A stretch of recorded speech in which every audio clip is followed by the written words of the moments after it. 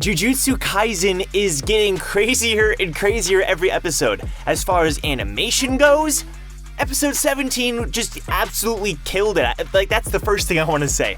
This episode blew me away when it came to how fluid it was, the fight scenes looked godlike, and also, this episode had so much character development that I really don't even know where to start. Let's start with Maki. So, Maki is a character that we knew was really strong, but we hadn't really seen her do anything yet, right? We'd seen her with the group.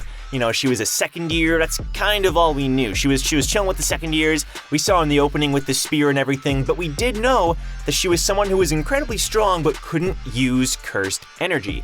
Her glasses are the reason she's able to even see curses. So this episode gave us exactly what we needed, which is how strong is Maki? You know, I was under the impression that she was physically gifted, right? She was able to use her weapons very well and she was kind of like a weapons master, but I had no idea that Maki was this strong, okay? Like, seriously. They had even said before that she was 4th grade, so I kept thinking like, all right, well, physically she's really strong, but she can't really keep up.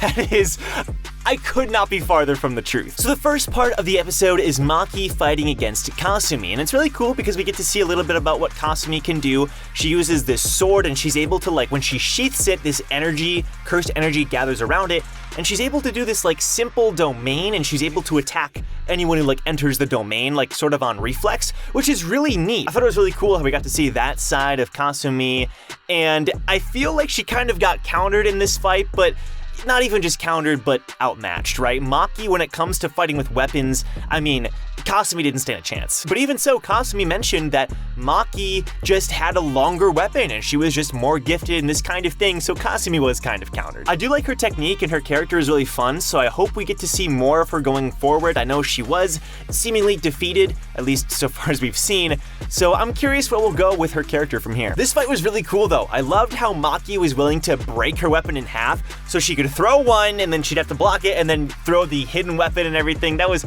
super neat. The animation was like out of this world. Like there's a reason why I had to mention that first thing. I can't get over it. The animation has been fantastic this whole time. There's not really been an episode where I'm like, oh, the animation. This episode was just on a whole other level though, in my opinion. Like, it was so fluid, there was so much happening, people were like flipping and like, no, that happens every episode, but this episode times 100. So that fight went very well, and then we ended up cutting to the teachers. We got to see what they were up to, and there's this new teacher that, as far as I know, we haven't seen before. I think her name is Mai, and she's the one who's sort of using the animals to view what's happening. So I guess they really are animals, and she's able to use her cursed energy to see through them and like project it onto the cameras apparently, and she's all about money. I don't know. There was that whole thing. I'm curious what that's all about. She doesn't seem like a great person, so who knows. And then we learn a little bit more from the teachers about the Zenin clan, or the Zenin clan. I'm gonna call them the Zenin clan.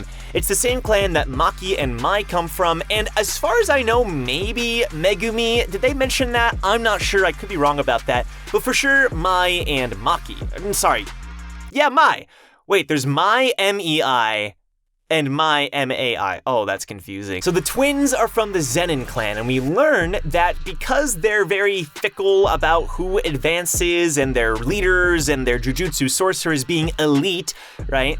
That's the reason why Maki is a 4th grade. It's not that she's weak or not up to par, it's that they think of her almost as a shame upon the family because she can't see cursed energy, which is why she has to work twice as hard, and we're gonna get into that. Because then we cut to Nobara versus Nishimiya.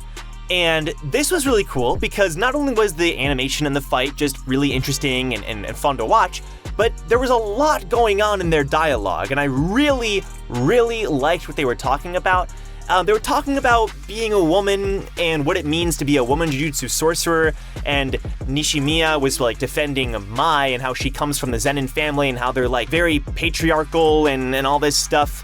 And I can't really speak from personal experience, but just watching that and seeing them debate this and go back and forth, even if I'm not a woman, I really liked it. Like, it really hit for me, and what they were talking about made sense. I could see it from both perspectives, but I really like how Nobara was basically saying how she doesn't just have to be a perfect woman. Like, she likes dressing up, and she's cute when she does, but she also likes being badass and kicking butt when she does, and being strong.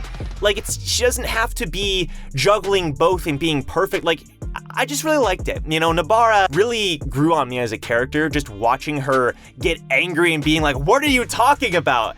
You know, I'm me. And like that, honestly, that hit so hard. Like, I don't know if it hit as hard for you guys, but I thought that was great. Not to mention the fight. I mean, the fight was really cool. We got to see Nobara used her like straw doll technique to another level. She would have beaten Nishimiya, but then of course Mai shoots her with a rubber bullet, which sucks. You know, Nobara definitely held her own, and I hope she gets to shine more going forward because she deserved that win, man. She really did. And this was also the first episode where we really get to see that she has like this really immense stamina, and I think it comes from like her resolve and her own like personal energy, because no matter what Nishimiya threw at her, she just kept fighting, bro. And Nishimiya was like, what the heck is this, you know? Nobara is really strong. And we also learned a little bit more about Inumaki and his cursed speech technique. Apparently, you can block it out using cursed energy, which is really interesting. It means that it's not really the fact that Inumaki is saying something, it's if you hear it, right? Like, that's what matters. If you hear it, then the thing might happen, or something along those lines. So I thought that was interesting. It's basically about being heard. So if he's by himself, it might not matter what he says, except maybe for himself, like maybe it affects himself. I'm not sure, but I really liked all that. And then the last part of the episode is all about Maki and Mai. This stuff was great. This stuff was fantastic because we get the impression that they didn't really like each other. So you kind of think, oh, okay, they must have been like, I don't know, not close as kids. No, they were very close as kids, in fact, and Mai relied heavily on Maki, even though Mai was the one who was born able to see curses and with cursed energy, and Maki wasn't. You know, I really liked the scene where she's like, oh, she can't even see the curses, but she helps her cross like the bridge and cross the road, you know?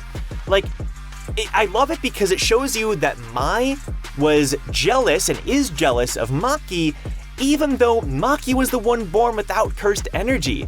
You know, I really like that. You know, Mai was born with supposedly what she was supposed to be born with, but she's still jealous, you know, and that ties into the whole family thing. Their family sucks, man. The Zenin family, apparently, if you're not good enough or you're not a man or whatever, you're like just a servant. Like, what? That's really ridiculous, you know, and I really appreciate that Maki was like, screw that, I'm gonna become the leader of the family. It reminded me a little bit of Tower of God. I'm not gonna spoil anything for you newcomers, but there's a character who wants to become the leader of the family as well. Kind of reminded me of that. I thought that was really cool, and I think Maki can do it. You know, Maki is an absolute beast, and this episode really showed you that the persona that Mai puts on of being like, oh, I'm the best, you know, it's really just a front, because deep down, she knows she's not good enough, and it was really sad seeing that. You know, their fight was awesome, going back and forth. I really liked Mai's curse technique about how she can make like a bullet a day. That was really cool. But then the episode, it ends, and it's really sad. It's really heavy, you know, it hits hard because Mai is just sitting there and, you know, I think it's her fault. You know, like, Mai is the one that needs to step up because Mai even says she's not putting in the effort. Like, she didn't want to put in the effort, and Maki's the opposite of that. So I think it's all Mai's fault. Like, Mai could be great, but it was still really sad seeing her like that, you know, and realizing that that great persona of hers, it really is just a persona and a front. So overall, yeah, great backstory. I love all of the dynamics that went down this episode. This episode, phenomenal. I'd give it like a 9 out of 10 at least. The animation was an 11 out of 10, easily. I don't have any complaints or anything. I really liked it. And next episode, I think we're gonna get Megumi fighting the guy with his closed eyes. I think he's also from the Zen clan. I'm not even sure. Like, I'm not sure if I'm like misremembering things or I'm reading stuff or whatever. I'm not really reading anything, so maybe they mentioned it before. Regardless, great stuff this episode. I'm excited to see what comes next week. Thanks for watching, guys. Hope you enjoyed this Jujutsu Kaisen review. If you did, leave a like on this video and subscribe because I'm gonna make these weekly, hopefully every Friday or Saturday whenever the episode comes out. That's my goal anyway. So definitely stick around if you want to see more of that. All right, guys, I'll see you in my next Jujutsu Kaisen video. Take care.